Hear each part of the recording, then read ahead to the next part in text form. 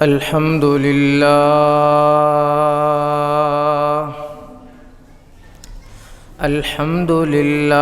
رب العالمين،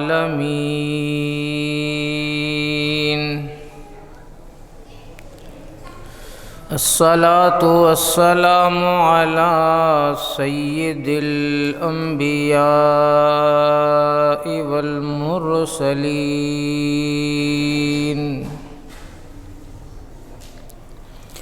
وعلى آله وأصحابه وأهل بيته أجمعين، لا سيما على الخلفاء الراشدين المهديين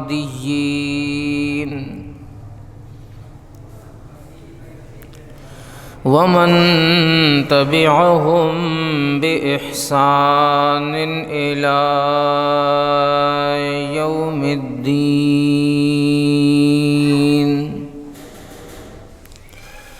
ولعنة الله على أعدائهم الرافزين الكافرين المرتدين إلى يوم الدين،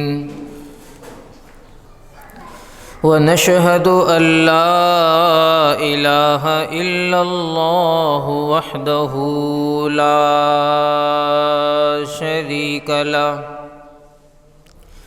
ونشهد أن سيدنا وسندنا ونبينا وشفيعنا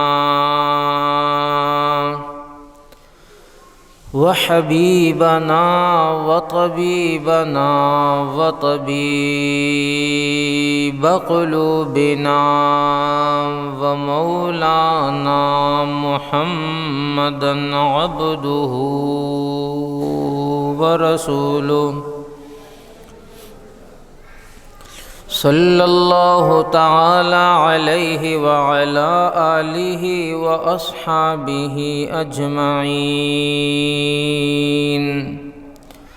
وبارك وسلم تسليما كثيرا كثيرا.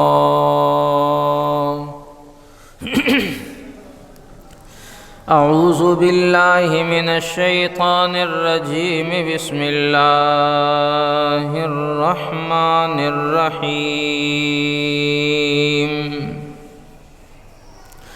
إن عدة الشهور عند الله 12 شهرا في كتاب الله يوم خلق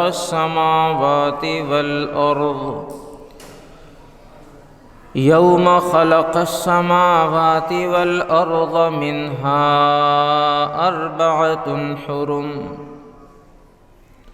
ذلك الدين القيم، فلا تظلموا فيهن أنفسكم، وقاتلوا المشركين كافة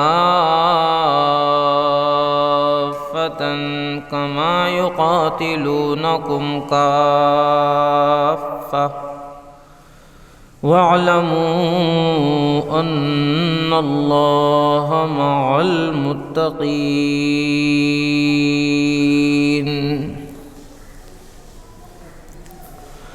قال النبي صلى الله عليه وسلم: اللهم بارك لنا في رجب وشعبان وبلغنا رمضان.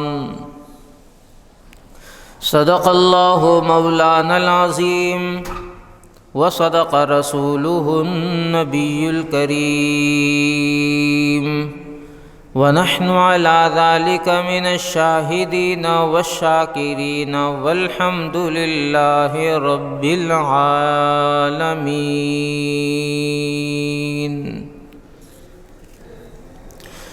گرامی قدر محترم مکرم معزز سامعین،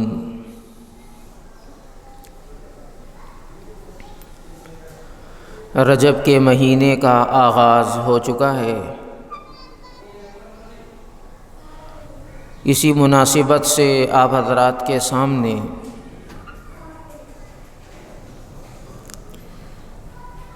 رجب المرجب کے مہینے میں ہونے والی بدعات اور خرافات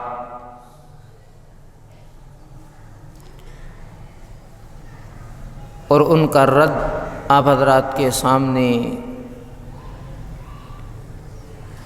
کیا جائے گا، اور اسی طریقے سے رجب المرجب میں رسول اکرم صلی اللہ علیہ وسلم کا معمول کیا تھا، اور اس مہینے کو قرآن و سنت کی روشنی میں کیا حیثیت حاصل ہے، ان حوالوں سے کچھ گفتگو آپ حضرات کے گوش و گزار کرنی ہے۔ اللہ تعالیٰ سے دعا فرمائیں کہ اللہ تعالیٰ مجھے بھی، آپ کو بھی، ہم سب کو قرآن و سنت کو سمجھنے کی، اس پر اللہ ہم سب کو عمل کرنے کی توفیق نصیب فرما دیں۔ قرآن کریم کی 10ویں سپارے میں سورہ توبہ کی آیت نمبر 36 آپ حضرات کے سامنے تلاوت کیے۔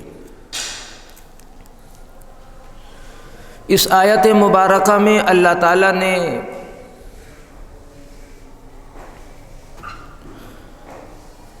سال کے مہینوں کا تذکرہ فرمایا اور حرمت والے مہینوں کا تذکرہ فرما کر ان کی اہمیت کو واضح فرمایا۔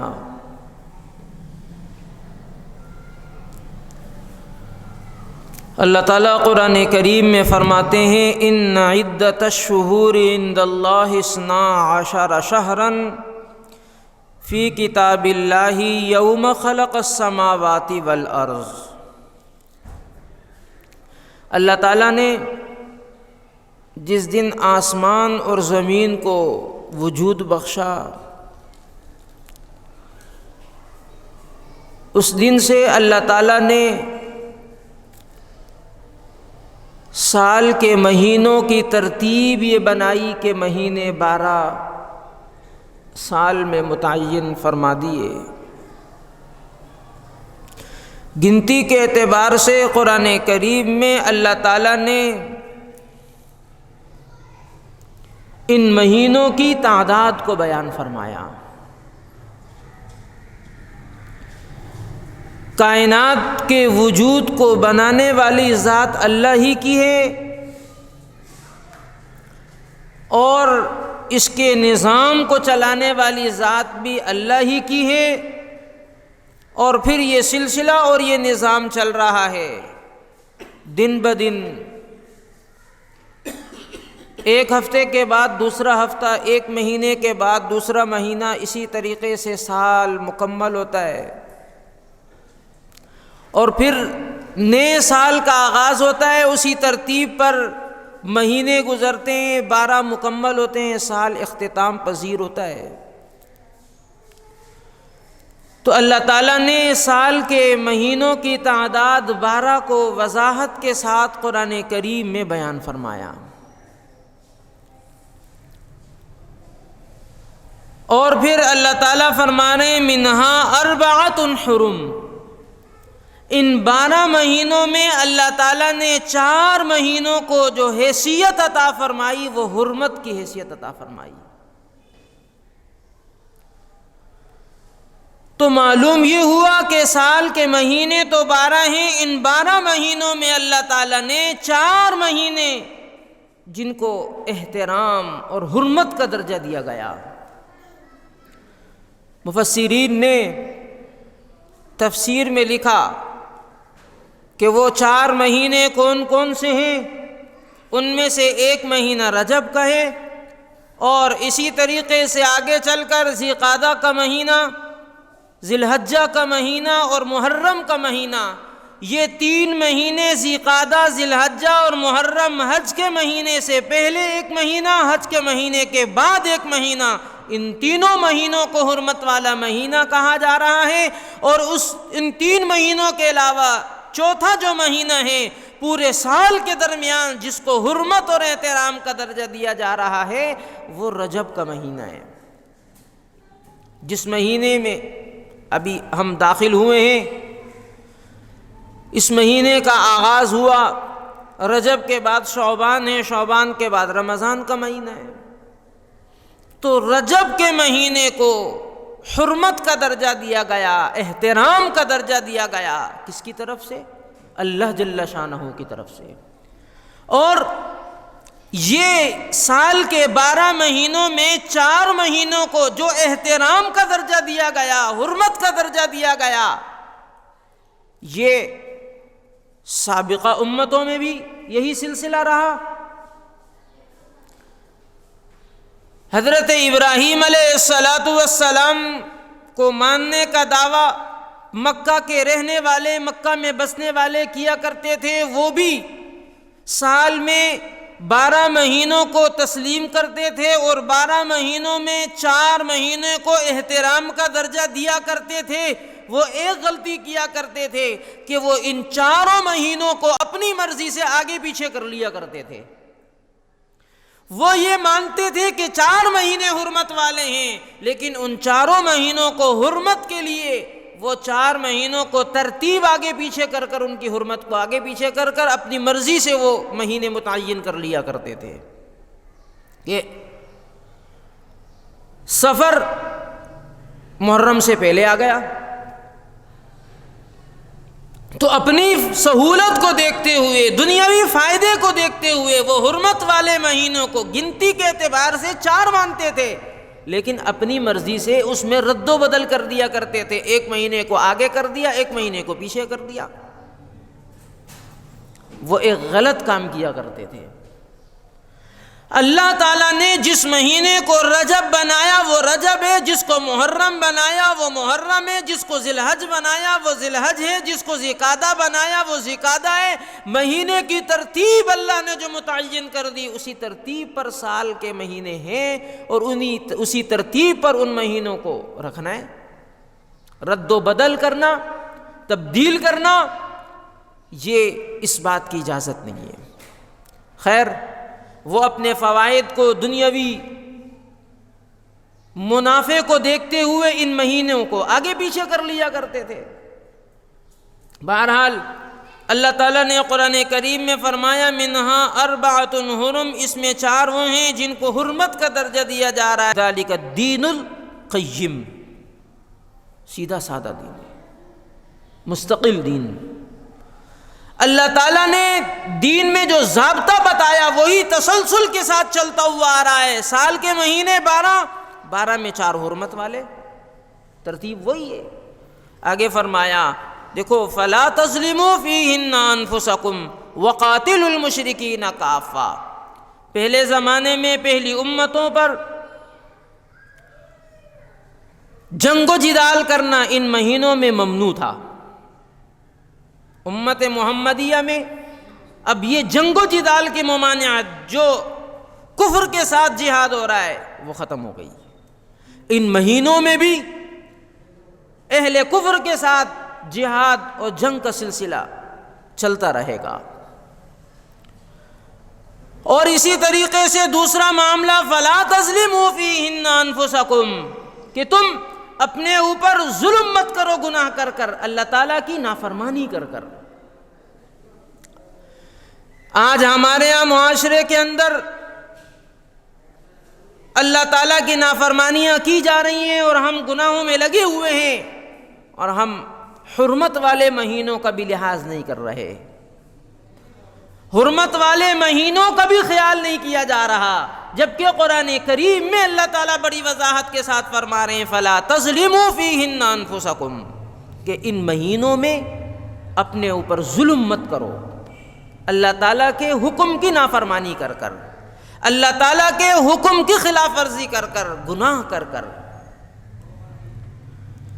تو ان حرمت والے مہینے کو احترام کا درجہ دیا گیا، ان مہینوں میں عبادات پر زور دیا جائے اور اللہ تعالیٰ کو راضی کرنے پر زور دیا جائے، اعمال صالحہ کی طرف متوجہ ہوا جائے، اللہ تعالیٰ کو راضی کرنے والے اعمال کیے جائیں، اللہ تعالیٰ کو ناراض کرنے والے اعمال نہ کیے جائیں۔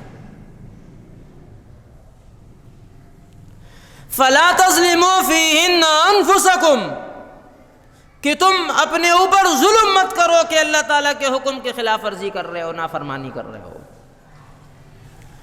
تو یہ حکم باقی ہے،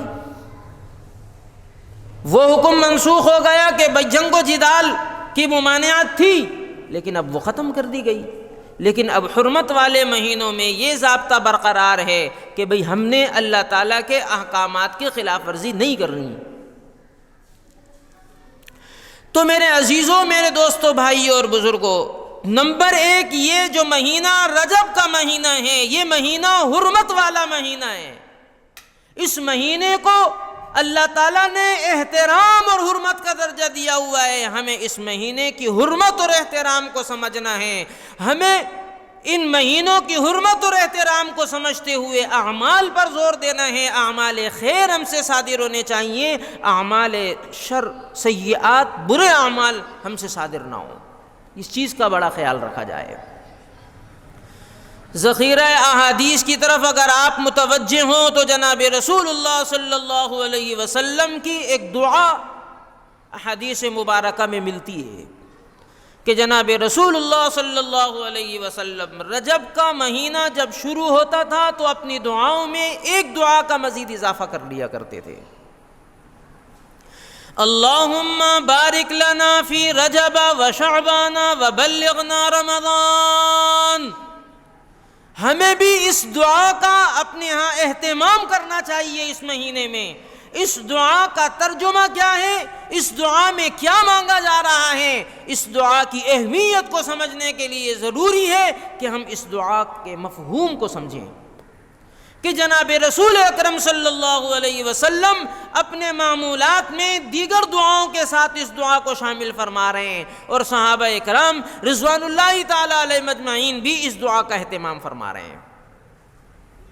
اللہم بارک لنا فی رجب و شعبان، یا اللہ ہماری زندگیوں میں اتنی برکتیں عطا فرما کہ ہم رجب کا مہینہ گزار لیں اور ہم شعبان کا مہینہ بھی گزار لیں، وبلغنا رمضان، یا اللہ ہمیں رمضان کے مہینے میں پہنچا دے۔ اہل علم اللہ والے اللہم بارک لنا فی رجب و شعبان کا ترجمہ اپنے انداز میں یوں کرتے ہیں کہ یا اللہ ہماری اعمال صالحہ کے اندر ان مہینوں میں برکتیں عطا فرما کہ ہم خیر کے کاموں میں زیادہ سے زیادہ آگے بڑھنے والے بن جائیں، نیک کاموں میں ان مہینوں میں اور زیادہ آگے بڑھنے والے بن جائیں، ہمیں وہ توفیق عنایت فرما کہ ہم اعمال صالحہ میں اس مہینوں میں ہم آگے بڑھنے والے بن جائیں۔ تو یہ بات سمجھنے سے تعلق رکھتی ہے، ہمارے مردوں کے لیے بھی، ہماری عورتوں کے لیے بھی، اور ہم سب کے لیے، امت مسلمہ سے تعلق رکھنے والے ہر فرد، ہر مرد، ہر عورت سے تعلق رکھتی ہے کہ جناب رسول اکرم صلی اللہ علیہ وسلم رمضان کے مہینے کی آنے سے 2 مہینے پہلے رمضان کی تیاری میں مصروف ہو رہے ہیں، اپنے آپ کو اعمال خیر کی طرف بھی متوجہ کر رہے ہیں، اللہ تعالیٰ سے دعا فرما رہے ہیں یا اللہ ہماری زندگی میں اتنی برکت عطا فرما کہ ہم رمضان تک پہنچ سکیں، رجب اور شعبان کا مہینے ہمیں عطا فرما اور ہم رمضان تک ہم پہنچ جائیں۔ زندگی اللہ کے اختیار میں ہے۔ حضور علیہ الصلاۃ والسلام تمام انبیاء کے سردار، خاتم النبیین جناب محمد الرسول اللہ صلی اللہ علیہ وسلم دعا فرما رہے ہیں۔ سمجھانا یہ مقصود ہے کہ سال کے مہینوں میں اللہ تعالیٰ نے رمضان المبارک کے لمحات کو قیمتی بنایا، روزوں کے ساتھ، عبادات کے ساتھ، تراویح کے ساتھ اللہ تعالیٰ نے رمضان المبارک کو بابرکت بنایا، رمضان المبارک کو خیر کا مہینہ بنایا، کمائی کا مہینہ بنایا، ثواب کے اعتبار سے، اجر کے اعتبار سے اہمیت والا مہینہ بنایا، سال کے 11 مہینوں کے مقابلے میں رمضان کو فضیلت اور اہمیت حاصل ہے، جس کی وجہ سے جناب رسول اللہ صلی اللہ علیہ وسلم رمضان کی تیاری رمضان آنے سے 2 مہینے پہلے سے ابتدا فرما رہے ہیں اور اس کا آغاز فرما رہے ہیں۔ ہم دنیاوی مشاغل اور مصروفیات میں جب ہوتے ہیں تو آپ دیکھیں کہ ہم دنیا کے کام کاج کے لیے کس طرح تیاریاں کر رہے ہیں۔ اگر کسی نے کسی کاروبار کا آغاز کرنا ہے تو اس کاروبار کے آغاز کے لیے پہلے سے تیاری کر رہا ہے، محنت پہ لگا ہوا ہے۔ اسی طریقے سے آپ دیکھیں ہمارے گھروں میں شادیاں ہوتی ہیں، خوشی کا موقع ہوتا ہے، ہم ان شادیوں کی تیاریاں کئی مہینوں پہلے کرنا شروع کر دیتے ہیں۔ کیوں بھائی؟ ہمارے گھر میں خوشی آ رہی ہے، ہم خوشی کو اچھے انداز میں کرنا چاہتے ہیں، تو ہم خوشی کی تیاری، شادی کی تیاری شادی سے کئی مہینے پہلے سے شروع کر دیتے ہیں ہم گھروں کے اندر۔ اور خواتین تو خاص طور پر جن کے ہاں بچیوں کی شادیاں ہوتی ہیں، وہ بچیوں کی شادیاں تو کئی عرصے پہلے تیاریاں شروع کر دیتی ہیں، ایک ایک چیز بنا بنا کر ان کے لیے رکھنا شروع کر دیتی ہیں۔ تو ہم دنیاوی چیزوں کے اندر اپنے آپ کو آگے بڑھانا چاہتے ہیں، ان کی تیاریوں کی اہمیت ہماری نظر میں ہے، ہم ان کے لیے بھرپور تیاریاں کرتے ہیں۔ آپ دیکھ لیں کسی چھوٹے سے پروگرام میں بھی آپ کو جانا ہوگا تو آپ بھرپور تیاری کر کے جائیں گے، اپنے آپ کو فارغ کریں گے مصروفیات سے، اچھے کپڑے کا انتظام کریں گے، ظاہری اعتبار سے اپنے آپ کو صاف ستھرا کر کر، خوشبو لگا کر اور بہترین انداز میں اچھے سے اچھے کپڑے پہن کر اپنی اس محفل کو اٹینڈ کرنے کے لیے آپ جائیں گے، تیاری کر کر جا رہے ہیں۔ ہمیں دنیا میں دنیاوی مشاغل کی اہمیت ہے، دنیاوی چیزوں کی اہمیت ہے، دنیا کی خوشیوں کی اہمیت ہے۔ جناب رسول اللہ صلی اللہ علیہ وسلم ہمیں رمضان کی اہمیت بتلانا چاہ رہے ہیں کہ دیکھو رمضان کا مہینہ اہمیت والا ہے، رمضان کا مہینہ سعادت والا ہے، اس مہینے کی تیاری رجب سے ہوگی۔ آپ دعاؤں میں اس دعا کو شامل کرنا شروع کر دیں۔ فجر کی نماز کے بعد، ظہر کی نماز کے بعد، عصر اور مغرب اور عشاء، ان نمازوں کے بعد عام طور پر ہم دعائیں مانگتے ہیں، اور پھر 24 گھنٹے میں مختلف ایسے مراحل آتے ہیں کہ جب آدمی دعاؤں کا اہتمام کرتا ہے اور دعاؤں میں آدمی اپنے لیے دنیا کی خیر مانگتا ہے، برا نہیں ہے۔ حضور علیہ الصلاۃ والسلام نے فرمایا ربنا آتنا فی الدنیا حسنۃ وفی الآخرۃ حسنۃ وقنا عذاب النار۔ نماز کے بعد دعا مانگا کریں، حضور علیہ الصلاۃ والسلام کی سکھائی ہوئی ہے۔ دنیا حسنہ کو مانگا جا رہا ہے، دنیا کو مانگا جا رہا ہے، خیر کے ساتھ مانگا جا رہا ہے، آخرت کو مانگا جا رہا ہے، خیر کے ساتھ مانگا جا رہا ہے، تو دنیا خیر کے ساتھ ہو تو بری نہیں ہے۔ اب ہم دعاؤں میں اپنی دنیاوی ضروریات کو سامنے رکھتے ہیں، یا اللہ ہمیں یہ بھی دے دے، یا اللہ ہمیں یہ بھی دے دے۔ آدمی اپنے لیے دعاؤں کا اہتمام کرتا ہے، ان دعاؤں کے اندر ان مسنون دعاؤں کا بھی اہتمام کرے جو جناب رسول اللہ صلی اللہ علیہ وسلم سے منقول ہیں۔ ہمیں ان دعاؤں کے عربی الفاظ یاد ہونے چاہیے، مختصر سے چند جملوں پر، چند الفاظ پر مشتمل یہ دعا ہے۔ اللہم بارک لنا فی رجب و شعبان وبلغنا رمضان۔ یہ دعائیں ہمارے مردوں کو، ہماری عورتوں کو، ہمارے نوجوانوں کو، ہمارے بچوں کو یاد ہونی چاہیے۔ ہم اپنی دعاؤں میں اس دعا کو شامل کریں، کیونکہ یہ دعا جناب رسول اکرم صلی اللہ علیہ وسلم نے اپنے معمولات میں اس کو شامل فرمایا۔ تو میرے عزیزو، ہمیں اس دعا کو اپنی دعاؤں میں شامل کرنا، نمبر 1، اور نمبر 2، فلا تظلموا فیہن انفسکم، ہم اپنے آپ کو ابھی سے گناہوں سے نکالنا شروع کر دیں۔ آدمی اپنے بارے میں خود زیادہ جانتا ہے کہ میرے اندر فلاں گناہ کی عادت ہے، فلاں گناہ کی عادت ہے، یہ گناہ میں کثرت سے کر رہا ہوں، یہ گناہ میں نے عادت بنا لی ہے۔ تو ان گناہوں کو ابھی سے اپنے آپ کو ان گناہوں سے نکالنے کی کوشش اور تیاری شروع کر دیں۔ گناہ اللہ کی ناراضگی کا سبب ہے، اللہ کے غصے کا سبب ہے، اللہ کی پکڑ کا سبب ہے، اللہ کی رحمت سے دوری کا سبب ہے۔ اسی لیے ہمیں یہ بات سمجھنی چاہیے کہ ہم جو نافرمانیاں مستقل کر رہے ہیں اپنی 24 گھنٹے کی زندگی کے اندر، اللہ اور اللہ کے رسول کے احکامات کے خلاف ورزیاں، ہم اپنی زندگی کو صحیح نہج پر لانے کی کوشش کریں، صحیح راستے پر لانے کی کوشش کریں، اس سے گناہوں کو نکالنے کا اہتمام کریں، نیکیاں اپنے اندر داخل کرنے کا اہتمام کریں، نمازوں کی پابندی کی جائے، مردوں کو خاص طور پر نماز مسجد میں جماعت کے ساتھ 5 نمازیں پڑھنی چاہیے۔ جو نماز جماعت سے پڑھ رہے ہیں وہ تکبیر اولیٰ کا اہتمام کریں کہ ہم امام کے ساتھ تکبیر اولیٰ کا اہتمام کریں گے، ابھی سے اپنے معمولات کو صحیح سمت پر لائیں گے تو رمضان آنے تک ہمارے معمولات سیدھے اور ستھرے اور بہتر ہو جائیں گے۔ کوشش کرنی ہوگی، محنت کرنی ہوگی، کوشش اور محنت کے اثرات ہمیں نظر آئیں گے۔ تو نمازوں کا اہتمام ہمارے گھروں میں، ہماری عورتوں کو ابھی سے نمازوں کا اہتمام کہ ہم نمازوں کو اپنی اوقات میں پڑھنے والے بن جائیں۔ اذان کی آواز ہوئی، جیسے ہی نماز کا وقت داخل ہوا ہم اپنی نمازوں کو وقت پر ادا کرنے والے بن جائیں۔ اللہ کے حکم کو پورا کرنے کا مطلب یہ ہے کہ اللہ تعالیٰ نے جو فرائض ہمیں بتا دیے ہیں بر وقت ان کو پورا کیا جائے۔ اگر ان کو بر وقت پورا کرنے میں کوتاہی ہو رہی ہے تو اللہ تعالیٰ کے احکامات میں ہم پورا کرنے میں کمزوری کے مرتکب ہوئے ہیں تو یہ گناہ ہے۔ خیر کے کاموں کو زیادہ سے زیادہ محنت کر کر بجا لانے کی کوشش کی جائے، اعمال صالحہ کی طرف اپنے آپ کو آگے بڑھانے کی کوشش کی جائے۔ وَسَارِعُوا إِلَىٰ مَغْفِرَةٍ مِّن رَبِّكُمْ، کہ خیر کے کاموں میں آگے بڑھنے کی کوشش کی جائے۔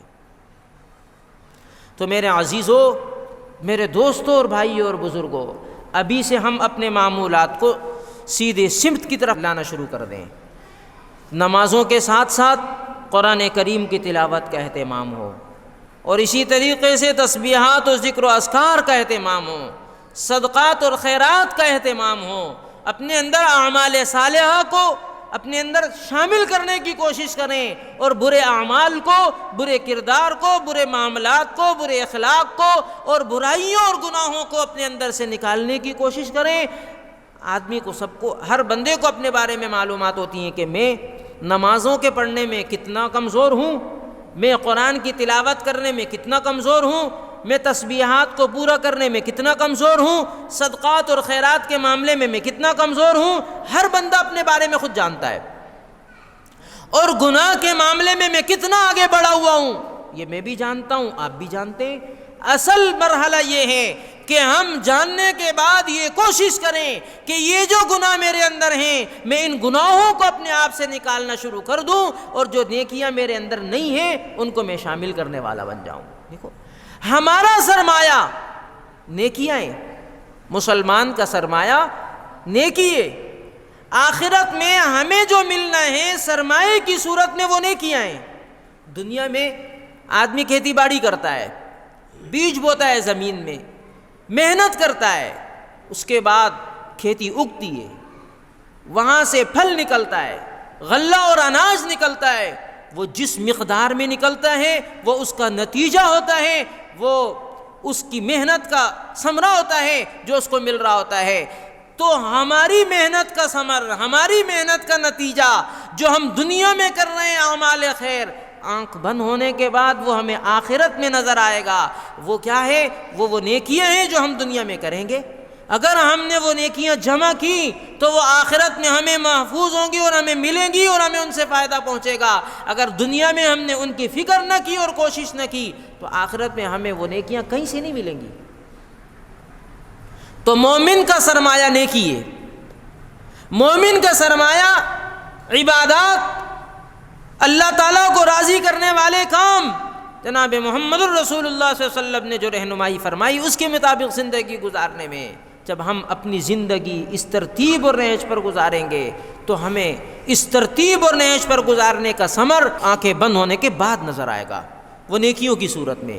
تو میرے عزیزوں، میرے دوستوں، بھائی اور بزرگوں، ہمیں اس چیز کا بہت زیادہ اہتمام کرنا چاہیے کہ ہم اپنی آخرت کو قیمتی بنانے والے بن جائیں، کہ ہمارے پاس زیادہ سے زیادہ نیکیاں ہوں، ہمارے پاس زیادہ سے زیادہ اعمال خیر جمع ہوں، زیادہ سے زیادہ اعمال صالحہ ہمارے پاس ہوں، میرے نامہ اعمال میں نیکیاں زیادہ ہوں۔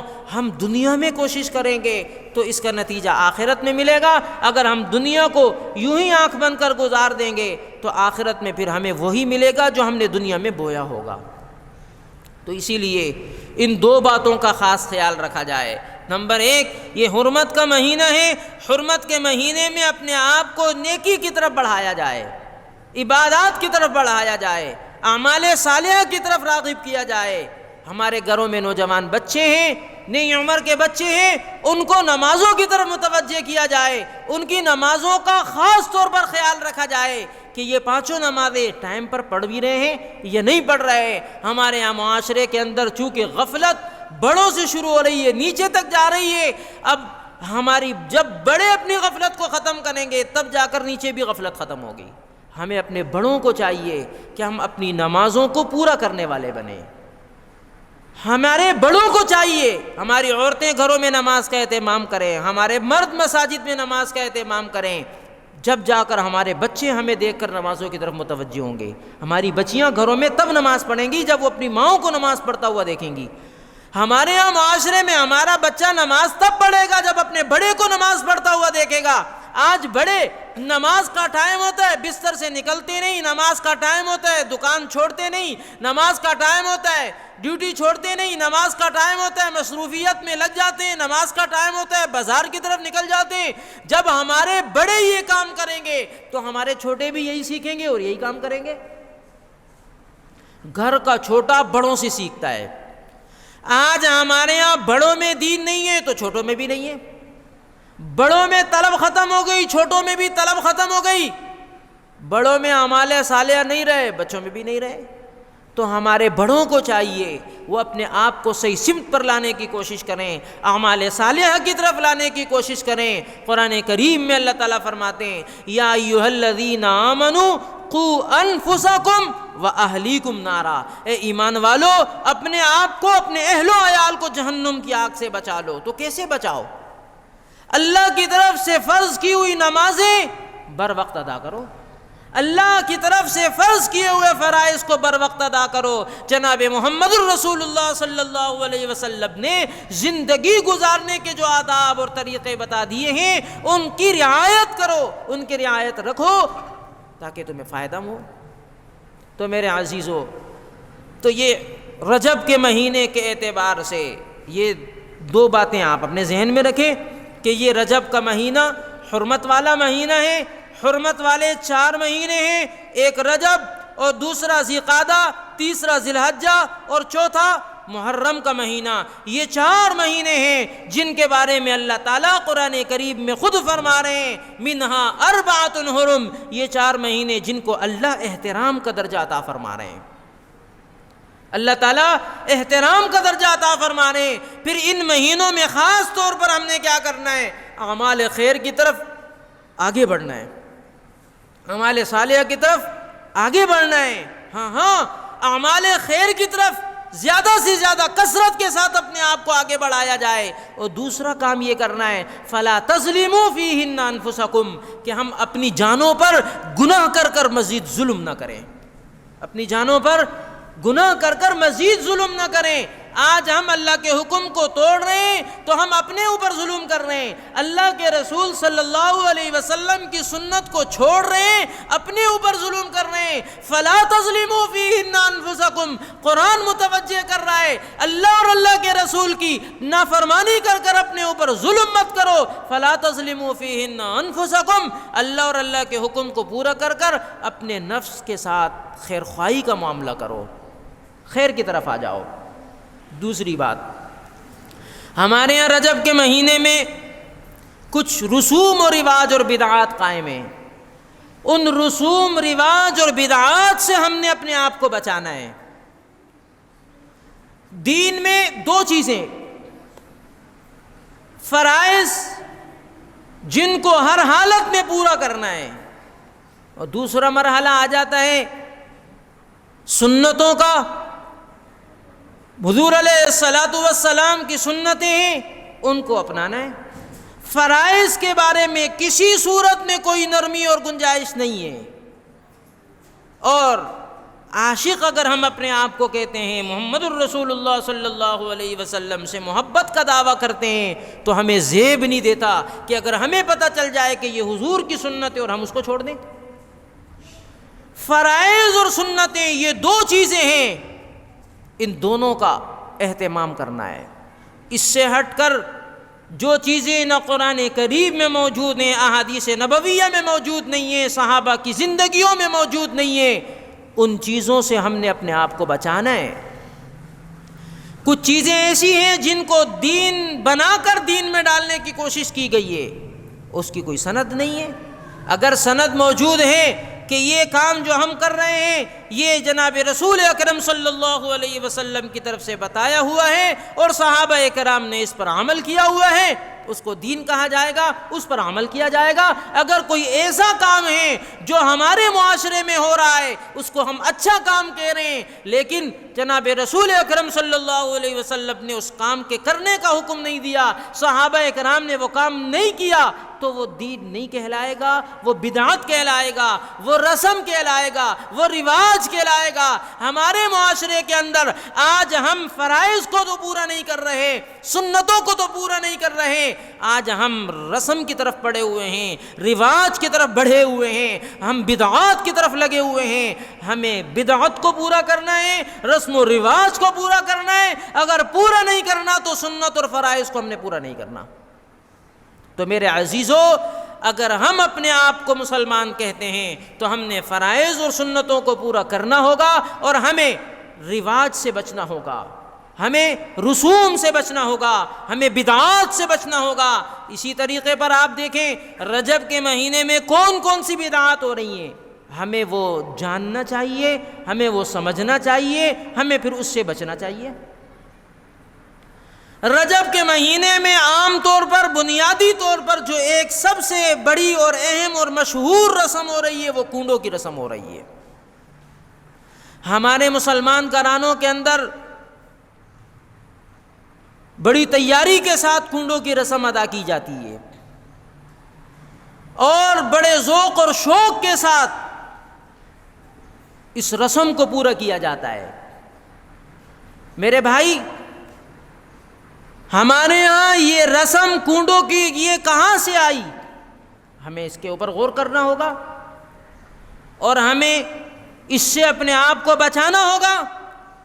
اس کے بارے میں معلومات حاصل کرنی ہوگی کہ ہمارے ہاں رجب کی 22 تاریخ کو خاص طور پر کنڈوں کی رسم منائی جا رہی ہے۔ ہمارے گھرانوں کے اندر آپ دیکھ رہے ہیں، محلوں میں آپ رہتے ہیں، آپ دیکھیں گے 22 رجب کو لوگ گھروں میں میدے کی ٹکیاں بنائیں گے، مٹی کے برتنوں کے اندر بنائیں گے، بنانے کے بعد اس کو ایک دوسرے گھر میں ایک سے دوسرے گھر میں، دوسرے سے تیسرے گھر میں، تیسرے سے چوتھے گھر میں، اڑوس پڑوس میں سارے گھروں میں اس کو پہنچایا جائے گا۔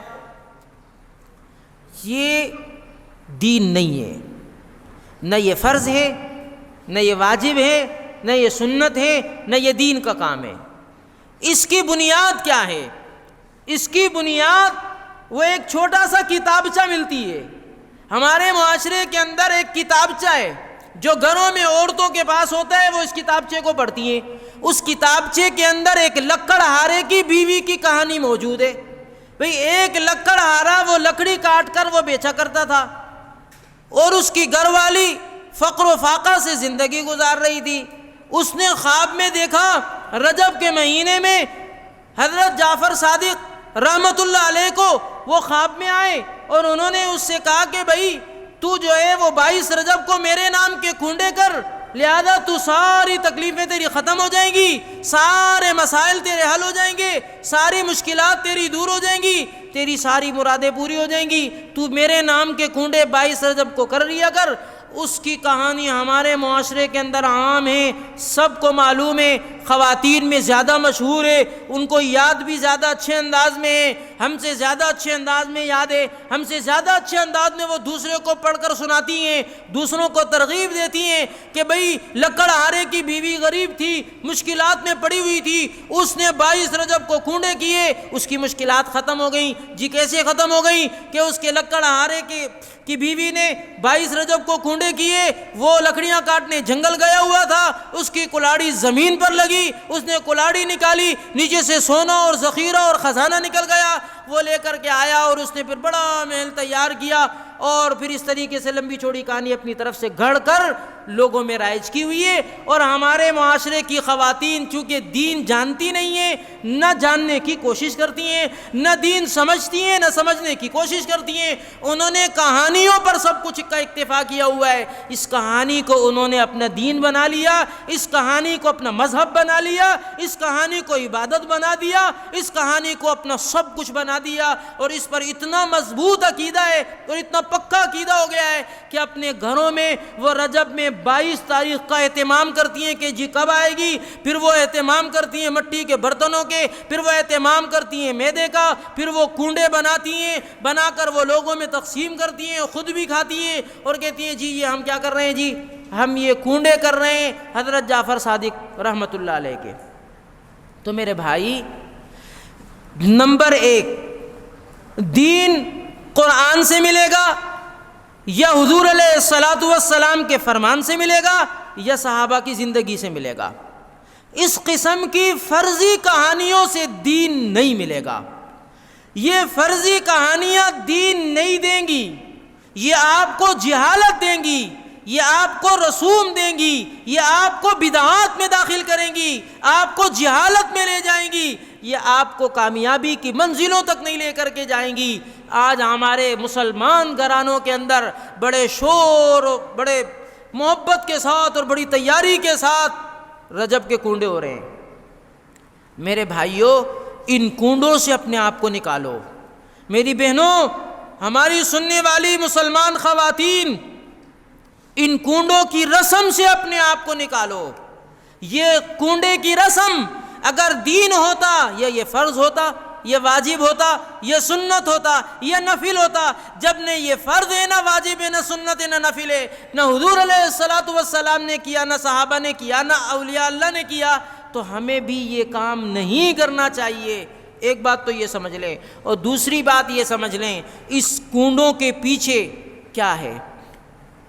ان کنڈوں کے پیچھے 22 رجب کو آپ تاریخ کا مطالعہ کریں تو آپ کو پتہ چلے گا کہ 22 رجب کو امیر المومنین خلیفۃ المسلمین سیدنا امیر معاویہ رضی اللہ تعالیٰ عنہ کی یوم وفات ہے، جو صحابی رسول ہیں، اور حضور علیہ الصلاۃ والسلام کے وہ صحابہ اکرام جو قرآن کریم اپنے ہاتھ سے تحریر کیا کرتے تھے، حضور علیہ الصلاۃ والسلام نے ان کی ڈیوٹیاں لگائی ہوئی تھی۔ وہ مخصوص صحابہ اکرام ہیں جو حضور علیہ الصلاۃ والسلام کے خطوط بھی لکھا کرتے تھے، حضور علیہ الصلاۃ والسلام پر اترنے والا قرآن بھی لکھا کرتے تھے۔ ان میں ایک صحابی حضرت امیر معاویہ ہیں جو مسلمانوں کے خلیفہ رہے ہیں۔ تو حضرت امیر معاویہ رضی اللہ تعالیٰ عنہ کی یوم وفات 22 رجب کو ہے۔ تو یہ کنڈوں کی رسم 22 رجب کے دن ہی کو شروع کی گئی ہمارے معاشرے کے اندر، اور شروع کرنے والے کون ہیں؟ یہ شروع کرنے والے، معاف کیجئے گا، ہمارے مسلمان گھرانے نہیں تھے، یہ شروع کرنے والے اہل تشیع تھے۔ انہوں نے یہ رسم شروع کی، اور انہوں نے حضرت امیر معاویہ رضی اللہ تعالیٰ عنہ سے بغض کی اس میں شروع کی۔ ان کے دلوں کا بغض تھا، جس کے نتیجے میں انہوں نے یہ کام کیا۔ کیسے پتہ چلے گا؟ آپ دیکھ رہے ہیں آج بھی معاشرے کے اندر اہل سنت اپنے بچوں کا نام معاویہ رکھتے ہیں، صحابی رسول کا نام ہے، محبت کرتے، ہر صحابی سے محبت کرتے ہیں۔ جہاں ابو بکر آپ کو اہل سنت کے گھرانوں میں بچوں کا نام ملے گا، وہاں علی بھی ملے گا، وہاں حسن بھی ملے گا، وہاں عثمان بھی ملے گا، وہاں حسین بھی ملے گا، وہاں عمر بھی ملے گا، وہاں معاویہ بھی ملے گا۔ لیکن آپ دیکھیں اہل تشیع کے ہاں حضرت معاویہ سے اتنا بغض ہے کہ وہ معاویہ نام رکھنا تو دور کی بات ہے، اگر کسی کو معاویہ نام کا دیکھ لیں اس سے بھی بغض اور نفرت کرتے ہیں، انتہا درجے کا بغض اور نفرت۔ تو میرے عزیزوں، ان لوگوں نے یہ رسم شروع کی۔ حضرت معاویہ رضی اللہ تعالیٰ عنہ کے یوم وفات کے موقع پر انہوں نے خوشی کا اظہار کر کر یہ رسم شروع کی، اور اس رسم کا نام انہوں نے دیا کہ یہ امام جعفر صادق رحمۃ اللہ علیہ کی ہم یہ کنڈے دینا چاہتے ہیں، ہم انہی کی پیدائش کی خوشی میں یہ کام کرنا چاہتے ہیں۔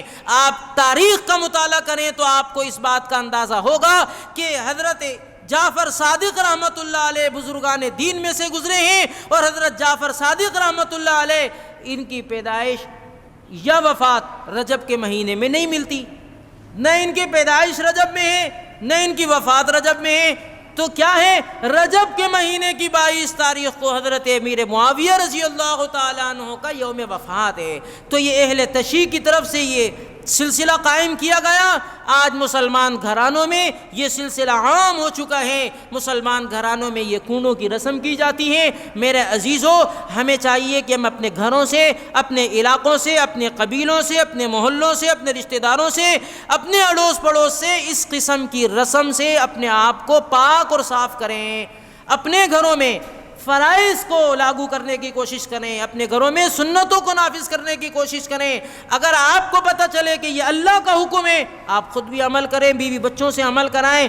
آپ کو پتہ چلے یہ میرے حبیب حضرت محمد الرسول اللہ صلی اللہ علیہ وسلم کی سنت ہے، آپ دل و جان سے اس کے اوپر جان دینے کے لیے تیار ہو جائیں، اور محبت کے ساتھ اس پر خود بھی عمل کریں، بچوں سے بھی عمل کرائیں، گھر والوں سے عمل کرائیں، اپنے دوست احباب سے عمل کرائیں۔ اس پر آپ کو اجر و ثواب ملے گا، ان کو بھی ملے گا اور آپ کو بھی ملے گا۔ لیکن اس قسم کی رسوم و رواج کو اگر آپ کریں گے یا ہونے دیں گے تو اس کا گناہ بھی ملے گا، اور ان کو بھی ملے گا جو کر رہے ہیں، اور جو منع کر سکتے ہیں وہ نہیں منع کر رہے ہیں، ان کو بھی گناہ ملے گا۔ تو رجب کے اندر ہونے والی رسوم اور بدعات میں سے ایک اہم بدعت کنڈوں کے نام سے، اور ان کنڈوں کو نظر امام جعفر صادق کے نام سے کیا جاتا ہے۔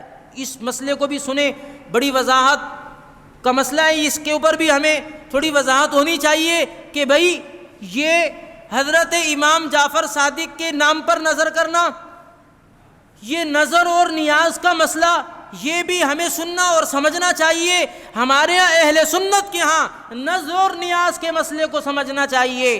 آج ہم نظر اور نیاز کے مسئلے کو نہیں سمجھ رہے، جہالت میں پڑے ہوئے ہیں۔ دیکھیے، نظر عربی زبان کا لفظ ہے اور نیاز فارسی زبان کا لفظ ہے، اس کے معنی عبادت کے آتے ہیں، اور نظر اور نیاز اس عبادت کو کہا جاتا ہے جو آدمی اپنے مال کے ذریعے سے، اپنے پیسے کے ذریعے سے کرے۔ عبادت مسلمان مال کے ذریعے سے کرے، پیسے سے کرے یا اپنے جسم سے کرے، وہ ساری عبادت اہل سنت کس کے لیے کرتے ہیں بھائی؟ اللہ کے لیے کرتے ہیں۔ کس کے لیے بھائی؟ اہل سنت کا نظریہ اور عقیدہ یہ ہے کہ التحیات للہ والصلوات والطیبات، ساری بدنی عبادت، ساری مالی عبادت کس کے لیے بھائی؟ خالصتاً اللہ کے لیے۔ تو مسلمان نظر مانتا ہے تو بھی اللہ کے نام پر، نیاز مانتا ہے تو بھی اللہ کے نام پر۔ نظر و نیاز کا مطلب کیا ہے کہ آدمی نے کہا کہ یار میرا فلاں کام ہو گیا تو میں ایک دیگ غریبوں کو کھلاؤں گا، اللہ کے نام پر یہ نظر مان لی۔ ایک آدمی نے کہا میرا فلاں کام ہوگا تو میں 2 روزے رکھوں گا، یہ اس نے اللہ کے نام پر یہ نیت مان لی، تو یہ نظر و نیاز کہلاتا ہے۔ تو نظر ہو یا نیاز ہو، کس کے نام پہ؟ اللہ کے نام پہ۔ غیر اللہ کے نام پر نظر و نیاز کی اسلام اجازت نہیں دیتا، بلکہ غیر اللہ کے نام پر کی جانے والی نظر و نیاز کو شرک کہا جائے گا۔ وہ شرک کے زمرے میں آئیں گی، نہ ان کو کھلانا جائز ہے نہ ان کو کھانا جائز ہے۔ لیکن یہ تفصیل سمجھیے کہ آج ہم اگر ہمارے یہاں گھروں میں یہ ہو رہا ہے کہ جناب میں نے یہ دیگ اللہ کے نام پر بنائی، اللہ کے نام پر بانٹی، اللہ کے نام پر غریبوں کو کھلائی، لیکن اس کا ثواب میں حضرت جعفر صادق کو پہنچانا چاہتا ہوں، یہ ثواب ہے، یہ خیر کی چیز ہے۔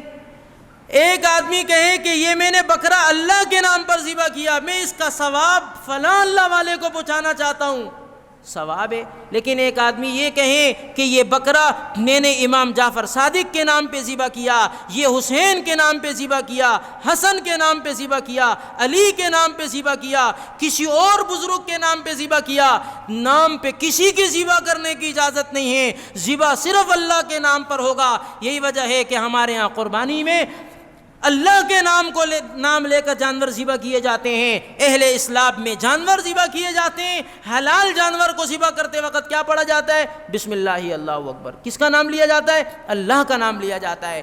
تو ساری عبادتیں چاہے وہ بدنی ہوں چاہے وہ مالی عبادات ہوں، وہ ساری کی ساری کس کے نام پر؟ اللہ کے نام پر۔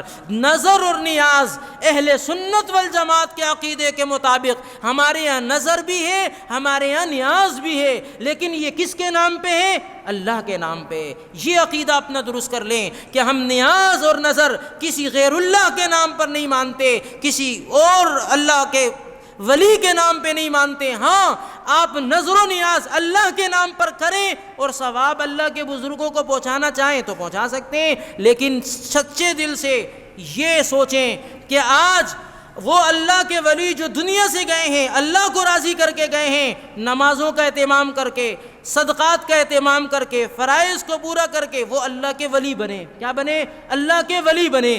آج ہم اور آپ ہیں، نمازیں پڑھتے نہیں، فرائض پورے ہیں نہیں، صدقات ہماری ہیں نہیں، اللہ کے حکم کو پورا نہیں کر رہے، اور ہم چلے ہیں کس کام کے لیے؟ جی ہم حضرت جعفر صادق کو بخشوانے چلے یا ان کے اجر و ثواب کو بڑھانے چلے۔ وہ تو اللہ کے ولی ہیں، وہ تو اللہ کے ہاں معزز ہیں، وہ تو اللہ کے ہاں محترم ہیں، جبھی تو ان کو یہ لقب ملا اولیاء اللہ کا، جبھی تو ان کو یہ اعزاز ملا اولیاء اللہ کا۔ آج ہمارے کرتوت وہ نہیں ہیں جو اللہ والوں کے ہیں، اور ہم جو نیکی کرنا چاہتے ہیں ہم کہتے ہیں بابا ہم ان کو ثواب پہنچا رہے ہیں۔ ہمارا اپنا رخ سیدھا نہیں ہے، ہم ان کو ثواب پہنچانے کے چکر میں لگے ہوئے ہیں۔ یاد رکھیے، پہلے اپنے فرائض سیدھے کریں، پہلے اپنے عقائد درست کریں، اپنے معاملات درست کریں، اپنے آپ کو اللہ تعالیٰ اور اللہ کے رسول کو راضی کرنے والے اعمال کی طرف لگائیں۔ اس کے بعد آپ اعمال صالحہ بھی کریں، اعمال خیر بھی کریں، اس کے بعد صدقات اور خیرات بھی کریں، اور ان کو کرنے کے بعد اللہ کے نیک بندوں کو اجر و ثواب پہنچائیں۔ یہ خیر کی چیز ہے، یہ ثواب کی چیز ہے، یہ اچھا کام ہے کہ ہم نیکی کا کام کر کر ہم یہ نیت کریں کہ ہم مسلمانوں کو پہنچا رہے ہیں۔ 2 رکعت نفل پڑھ کر ان کو ثواب پہنچا دیا، درود شریف پڑھ کر ثواب پہنچا دیا، قرآن کریم پڑھ کر ثواب پہنچا دیا، سورہ اخلاص 1 مرتبہ پڑھی 10 سپاروں کا ثواب ہے وہ پہنچا دیا۔